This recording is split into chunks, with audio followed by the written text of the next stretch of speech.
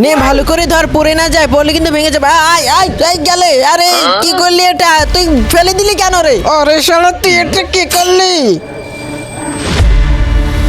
High high, তুই এটা কি করে ফেললি? এখন যদি মিস্ত্রি এসে দেখে এই অবস্থা করেছি তাহলে কি হবে বুঝতে পারতেছিস? এখন আমি কি করব? আরে বেশি কথা বলে লাভ নেই, তাড়াতাড়ি এগুলো সাফ কর, নাইলে খবর আছে আমাদের।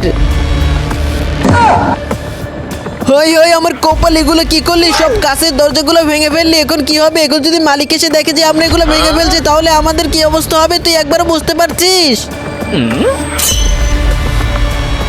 আরে ভাই জান, আমাদের কাছ থেকে আরে এগুলো পরে ভেঙে গেছে, আমরা ভাঙিনি। আমি মালিককে কি জবাব দিব? আরে ভাই মালিককে বলে দিবে রিস্কা থেকে পরে তারপর ভেঙে গেছে, আমরা ভাঙিনি। হ্যাঁ একদম ঠিক বলেছে, তাই বলবেন। আরে আরে কি বললি? বন্ধুরা, তোমরা কি আমার মতো ইসলামিক ভিডিও দেখতে ভালোবাসো? তাহলে আমাদের এই চ্যানেলটিতে একটি লাইক এবং অবশ্যই এই চ্যানেলটি সাবস্ক্রাইব করে যাবে।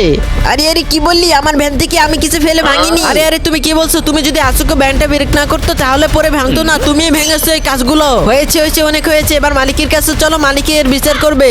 এই ভিডিওটার পরের পর্ব দেখার জন্য এখানে একটি টিপ দিয়ে লাইক করে দাও এবং এখানে একটি টিপ দিয়ে সাবস্ক্রাইব করে দাও।